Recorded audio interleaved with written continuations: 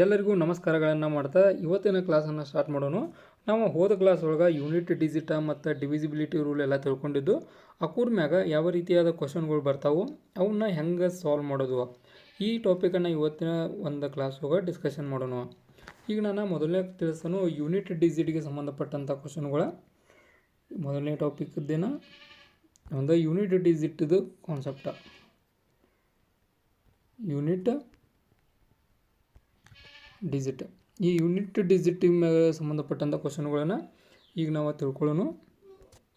ಮೊದಲನೆಯ ಪ್ರಶ್ನೆಯನ್ನು ನಾನು ತಿಳಿಸ್ತಾನು, ಹೆಂಗೆ ಪ್ರಶ್ನೆ ಬರ್ತಾವೆ ಆನಂತರ ಅವನ್ನ ಹೆಂಗೆ ಸಾಲ್ವ್ ಮಾಡೋದು ಎಲ್ಲ ಸವಿಸ್ತಾರವಾಗಿ ತಿಳ್ಕೊಳ್ಳೋಣ. ಪ್ರಶ್ನೆಗೆ ಒಂದು ಕ್ವಶನ್ ಬರೀತಾನು 5. ಈ ಒಂದು ಸಂಖ್ಯೆಯ ಯೂನಿಟ್ ಡಿಜಿಟ್ ಏನಂತ ಹೇಳಬೇಕು ಅಂದ್ರೆ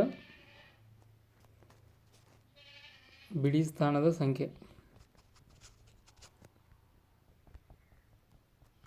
ಬಿಡಿ ಸ್ಥಾನದ ಸಂಖ್ಯೆ ಅಂದರೆ ಯೂನಿಟ್ ಡಿಜಿಟ್ ಅಂತ ನಾವು ಸಂಖ್ಯೆ ಯಾವುದು, ಇದಕ್ಕೆ ಆನ್ಸರ್ ಏನು ಅದು 5.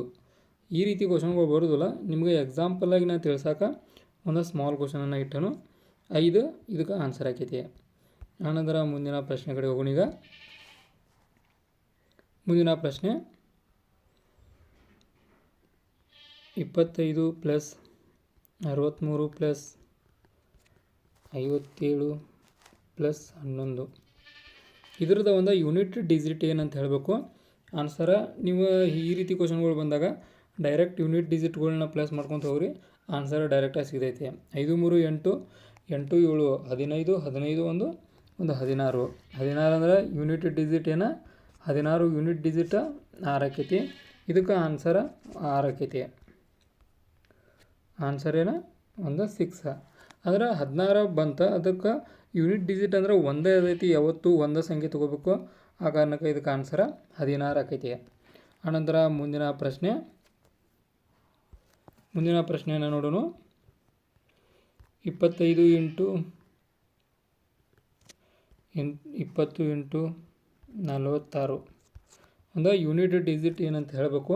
ಈ ರೀತಿ ಪ್ರಶ್ನೆ ಬಂದರೆ ಬಹಳಷ್ಟು ಸುಲಭ ಇರ್ತೈತಿ ಆನ್ಸರ. ಯಾವ ಕಾರಣಕ್ಕಂದ್ರೆ ಒಂದು ಸಂಖ್ಯೆ ಒಳಗೆ ಏನರ 0 ಕಂಡಿತಂದ್ರೆ ಮುಗೀತು, ಹೋಲ್ ಸಂಖ್ಯೆ ಎಲ್ಲ 0 ಆಕೈತಿ.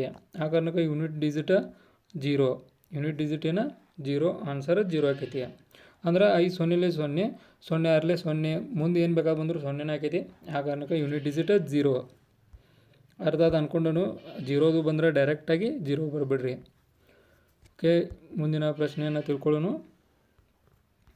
2 ಇಂಟು 46 ಇಂಟು 13 ಯೂನಿಟ್ ಡಿಜಿಟ್ ಏನ ಡೈರೆಕ್ಟಾಗಿ ಯೂನಿಟ್ ಡಿಜಿಟ್ಗಳನ್ನ ಮಲ್ಟಿಪ್ಲೈ ಮಾಡ್ಕೊತ ಹೋಗ್ರಿ. 2 12 12 3 12 12 12 36 ಯೂನಿಟ್ ಡಿಜಿಟ್ 6 ಆಕೈತಿ. ಅರ್ಥಾತ್ ಅಂದ್ಕೊಂಡನು ಯೂನಿಟ್ ಡಿಜಿಟ್ ಬಂದರೆ ಯೂನಿಟ್ ಡಿಜಿಟ್ ಅಷ್ಟೇ ಒಂದು ಕ್ಯಾಲ್ಕುಲೇಟ್ ಮಾಡಿರಿ, ಆನ್ಸರ್ ನಿಮ್ಗೆ ಸಲೀಸಾಗಿ ಸಿಗ್ತಾವೆ. ಈ ರೀತಿಯಾದ ಕ್ವಶನ್ಗಳು ನೀವು ಎಕ್ಸಾಮಿಗೆ ಆರಾಮಾಗಿ ಬಿಡಿಸ್ತಾರೆ ಅಂದ್ಕೊಂಡನು. ಈಗ ಡಿವಿಸಿಬಿಲಿಟಿ ರೂಲ್ ಮೇಗಿನ ಕ್ವಶನ್ಗಳನ್ನ ತಿಳ್ಕೊಳ್ಳೋಣ. ಇದು 2ರಿಂದ ಭಾಗ ಹೊಕ್ಕೈತಿಲ್ಲೋ ಅಂತ ಹೇಳಬೇಕು. 2ರಿಂದ ಭಾಗ ಹೊಕ್ಕೈತಿಲ್ಲೋ ಅಂತೇಳಿ ಈ ಒಂದು ಪ್ರಶ್ನೆ 2ರಿಂದ ಭಾಗ ಹೊಕ್ಕೈತಿಲ್ಲೋ. ಆನ್ಸರ ಎಸ್. ಯಾವ ಕಾರಣಕ್ಕಂದ್ರೆ ಲಾಸ್ಟ್ ಸಂಖ್ಯೆ 2 ಇದ್ದ ಕಾರಣ ಈ ಒಂದು ಸಂಖ್ಯೆ 2ರಿಂದ ಭಾಗ ಹೊಕ್ಕೈತಿ. ಆನಂತರ ಮುಂದಿನ ಪ್ರಶ್ನೆಯನ್ನು ನೋಡೋಣ. 3 8 9 6 ಆನಂತರ 1 ಈ ಒಂದು ಸಂಖ್ಯೆ 3ರಿಂದ ಭಾಗ ಹೊಕ್ಕೈತಿಲ್ಲೋ ಹೇಳಬೇಕು. ಯಾವುದರಿಂದ 3ರಿಂದ. ಇದಕ್ಕೆ ಆನ್ಸರ ನನಗೆ ಡೈರೆಕ್ಟಾಗಿ ಹೇಳ್ತಾನು ಈ ಒಂದು ಸಂಖ್ಯೆ 3ರಿಂದ ಭಾಗ ಹೊಕ್ಕೈತಿ. ಕಾರಣ ಕಂಪ್ಲೀಟ್ ಸಂಖ್ಯೆಯನ್ನು ನೋಡಿರಿ, ಇದನ್ನೆಲ್ಲ ಕಂಪ್ಲೀಟಾಗಿ ಕೂಡಿಸ್ರಿ. ಕೂಡಿದ ಲಾಸ್ಟ್ ಸಂಖ್ಯೆ ಏನು ಬರ್ತಿಲ್ಲ ಸಮ್ಮ, ಆ ಸಮ್ಮನ್ನು 3ರಿಂದ ಭಾಗಾಕಾರ ಮಾಡಿದ್ರೆ ಒಂದು ಆನ್ಸರ್ ಸಿಗ್ತೈತಿ. ಅಂದ್ರೆ ಕಂಪ್ಲೀಟಾಗಿ ಹೋಗ್ತೈತೆ ಅಂತ ಹೇಳಬೇಕು. ಇಲ್ಲಾಂದ್ರೆ ರಿಮೈಂಡರ್ ಉಳಿತಂದ್ರೆ ರಿಮೈಂಡರ್ ಉಳಿತೈತೆ ಅಂತ ಹೇಳ್ಬೇಕು. ಈಗ ನೋಡಿರಿ 3ರಿಂದ ಭಾಗ ಹೋಗ್ಬೇಕಂದ್ರೆ ಇದು ಕೂಡ ಹೋಗ್ತೈತಿ, 9 ಹೋಗ್ತೈತಿ. ಆನಂತರ 8 6 9 ಅಥವಾ ಅದು ಕೂಡ ಆನಂತರ 6 ಇವೆಲ್ಲ ಸಂಖ್ಯೆ ಹೋಗೋ ಕಾರಣಕ್ಕೆ 3ರಿಂದ ಈ ಕಂಪ್ಲೀಟ್ ಸಂಖ್ಯೆ ಭಾಗ ಹೊಕ್ಕೈತಿ. ಆನಂತರ ಈಗ ನಾನು ಮುಂದಿನ ಪ್ರಶ್ನೆ ಕಡೆ ಹೋಗ್ಕನು. 3ರಿಂದ ಇಂಪಾರ್ಟೆಂಟ್ ಇರ್ತಾವೆ, ನೆನಪಿಟ್ಕೋರಿ. ಆನಂತರ 9 8 1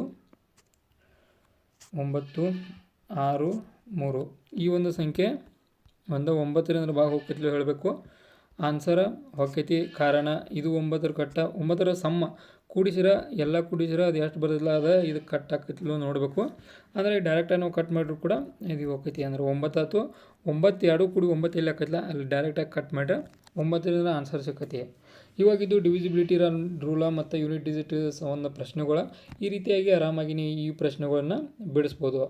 ಇದೇ ಥರ ನೀವು ಇನ್ಫಾರ್ಮೇಟಿವ್ ವಿಡಿಯೋಗಳು ಬೇಕಾದ್ರೆ ಚಾನಲ್ ಸಬ್ಸ್ಕ್ರೈಬ್ ಮಾಡ್ಕೊರಿ. ವಿಡಿಯೋ ಇನ್ಫಾರ್ಮೇಟಿವ್ ಲೈಕ್ ಕೊಟ್ಟು ಸಪೋರ್ಟ್ ಮಾಡೋದನ್ನು ಮರಿಬೇಡ್ರಿ.